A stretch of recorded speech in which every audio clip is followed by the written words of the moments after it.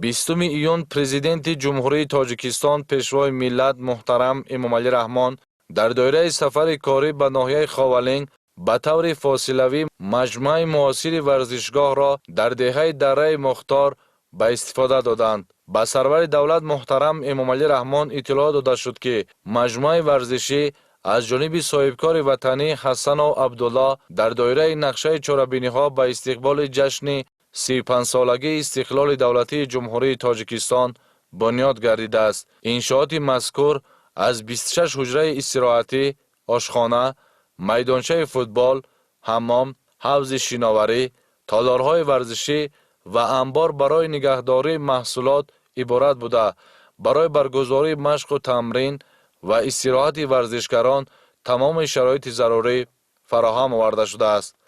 در دایره تدبیرهای آبادانی و سازندگی بخشیده به جشن 35 سالگی استقلال دولتی جمهوری تاجیکستان در ناحیه خاولنگ یک مجمع ورزشی معاصر در موضع بسیار خوشبود و هوای دره مختار مورد استفاده قرار داده شد.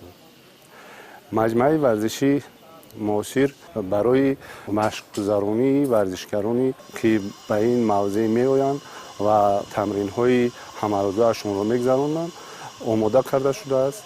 کارهای ساختمانی در انشاءات ماه می سال 2025 آغاز گردیده آن بر رعایت طلبات معاصر معماری و شهرسازی و با صفت بلند بنیاد شده است.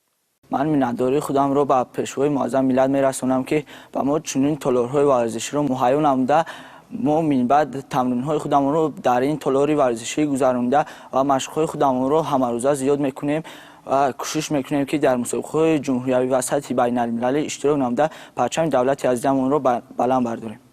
حجره‌های کاری و تالارهای تمرینی با تجهیزات معاصر ورزشی پوره مجهز گردیده برای کارمندان و ورزشکاران شرایط مساعد فعالیت مهیا کرده شده است.